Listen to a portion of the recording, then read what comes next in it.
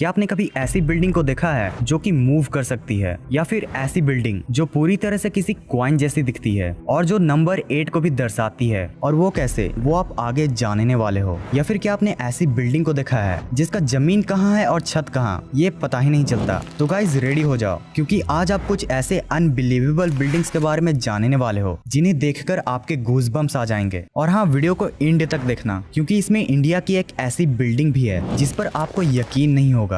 Number 1, आपने आज तक बहुत से बिल्डिंग्स को देखा होगा, मगर अब आप जिस बिल्डिंग को देखने वाले हो ना, वो लिटरली आपको अमेज्ड कर देगा। आप जरा इस बिल्डिंग को देखिए, जो कि एक कॉइन जैसा दिखता है। इस 33 मंजिले बिल्डिंग को चाइनीज जेड डिस्क से इंस्पायर्ड होकर बनाया गया है। ये इतना यूनिक है कि गोंजों सिटी में लोग इसे लैंडमार्क की तरह यूज करते हैं। इस बिल्डिंग को बनाने वाले आर्किटेक्ट जोसेफ को इस बिल्डिंग की इंस्पिरेशन तब मिली थी जब वो एक चाइनीज म्यूजियम में जेड डिस्क को देखे थे। और भाई लोग, इस बिल्डिंग का सबसे मस्त नजारा तो तब सामने आता है जब पर्ल रिवर में इसके रिफ्लेक्शन से 8 डिजिट नंबर का फॉर्मेशन होता है, जिसे चाइनीज लकी नंबर के रूप में भी जाना जाता है। नंबर 2, चलिए इतने अमेजिंग बिल्डिंग के बाद मैं आपको एक ऐसा अनबिलीवेबल बिल्डिंग को दिखाता हूँ जो कि मूव कर सकता है। यस गाइस, संघाई में प्रेजेंट द फॉन्सन फाउंडेशन एक काइनेटिक बिल्डिंग है जिसमें इन पाइप जैसे रॉड्स को पर्दे की तरह यूज किया जाता है। और अभी आप जिस फुटेज को देख रहे हो वो तो फास्ट फॉरवर्ड फुटेज है। रियल टाइम में ये रॉड्स स्लोली मूव करते हैं। इन 3 लेयर्स ऑफ कर्टेन को बिल्डिंग के चारों फ्लोर्स में घुमाया जाता है। इस अमेजिंग बिल्डिंग में बहुत से स्पेशल इवेंट के लिए बहुत बड़ा स्पेस भी है, जिसे संघाई में टाइम टू टाइम यूज भी किया जाता है। नंबर 3,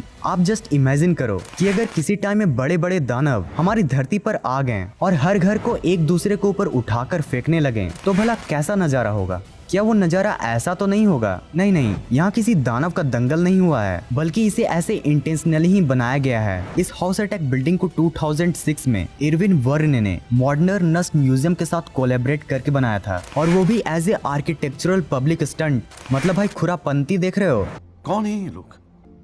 कहाँ से आते हैं? नंबर 4, गाइस चलिए आपको मैं एक ऐसी यूनिक टोकरी दिखाता हूँ जिसमें सब्जियों की जगह इंसान रहते हैं। ये बिल्डिंग प्रेजेंट है ओहियो, यूनाइटेड स्टेट में, जिसे 1997 में एक मार्केटिंग स्ट्रेटेजी के रूप में बनाया गया था। दरअसल इसे एक बास्केट मैन्युफैक्चरिंग कंपनी लोंगा बर्गर ने बनवाया था, ताकि वो उन कस्टमर्स को भी अट्रैक्ट कर सके जो उन्हें नहीं जानते। ये बिल्डिंग दुनिया की ऑफिशियली सबसे बड़ी बास्केट है, जो कि 7 मंजिले का है। और गाइस, इस बिल्डिंग की सबसे मजेदार बात तो ये है कि इस टोकरी के अंदर टोकरियां बनाई जाती हैं, और वो भी इस बिल्डिंग के एग्जैक्ट 160 गुना कम साइज वाली।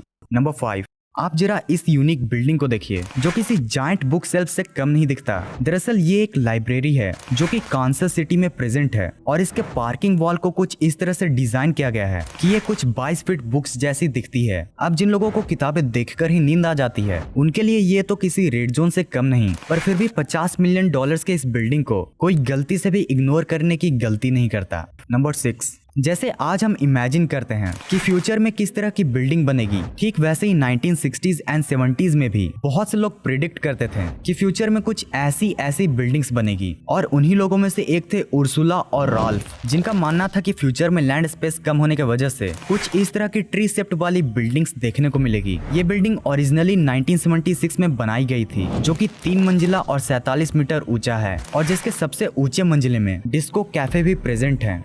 नंबर 7, चलिए गाइज अब मैं एक ऐसी बिल्डिंग दिखाता हूँ जिसको देखकर आप सोच में पड़ जाओगे कि भाई इस बिल्डिंग को बनाया गया था या फिर बिगाड़ा गया था। मिलिए वंडर वर्क्स से, जो कि यूनाइटेड स्टेट्स में प्रेजेंट है। ये एक म्यूजियम है जिसे एड्यूटेनमेंट के बेसिस पर डिजाइन किया गया है। मतलब कि इस बिल्डिंग में आपको चीजों को तो सिखाया जाएगा, पर कुछ अनोखे अंदाज में। ये लिटरली साइंस लवर्स के लिए जन्नत से कम नहीं है, क्योंकि इस म्यूजियम में प्रोफेसर वंडर के 1, 2 या फिर 3 रिसर्च पेपर्स नहीं है, बल्कि कई ऐसे सीक्रेट रिसर्च मटेरियल्स हैं जिसके बारे में बहुत कम ही लोग जानते हैं। इस बिल्डिंग के बारे में एक काल्पनिक कहानी भी है कि एक बार किसी सुनसान आइलैंड में प्रोफेसर वंडर अपना मैनमेड टोर्नेडो को टेस्ट कर रहे थे कि तभी उनका एक्सपेरिमेंट फेल हो जाता है, और उस रिमोट आइलैंड से ये लैब यूएसए में आकर कुछ इस तरह से उल्टा गिर जाता है। नंबर 8, अगर आपको वियर्ड बिल्डिंग्स में इंटरेस्ट है ना, और वो भी स्काई स्क्रैपर्स वाली, तो ये टर्निंग टॉर्सो बिल्डिंग सिर्फ आप ही के लिए है, क्योंकि ये बिल्डिंग यूनिक होने के साथ साथ स्वीडन की सबसे ऊंची बिल्डिंग भी है, जिसकी हाइट 190 मीटर है। इस 54 मंजिले बिल्डिंग को स्पेनिश आर्किटेक्ट सैंटियागो कैलाट्रोवा ने एक व्हाइट मार्बल स्कल्पचर, जिसका नाम भी ट्विस्टिंग टॉर्सो था, उससे इंस्पायर्ड होकर बनाया है। इस टावर को टोटल 9 सेगमेंट्स में बांटा गया है, जिसमें टॉप मोस्ट सेगमेंट में ग्राउंड सेगमेंट से 90 डिग्री का एंगल बनता है, इस बिल्डिंग में ऑफिस,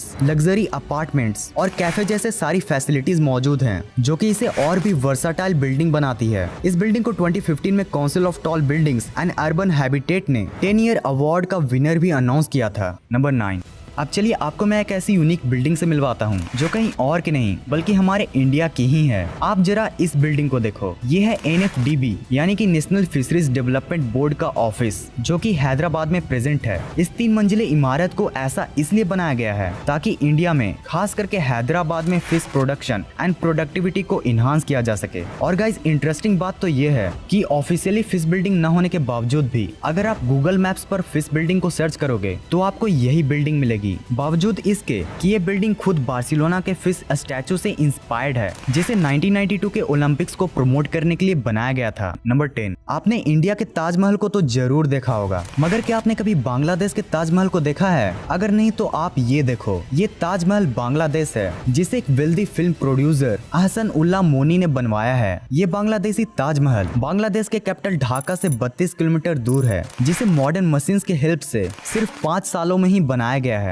इस ताजमहल को किसी क्वीन के लिए नहीं बट उन पुअर पीपल्स के लिए बनाया गया है, जो इंडिया के ताजमहल को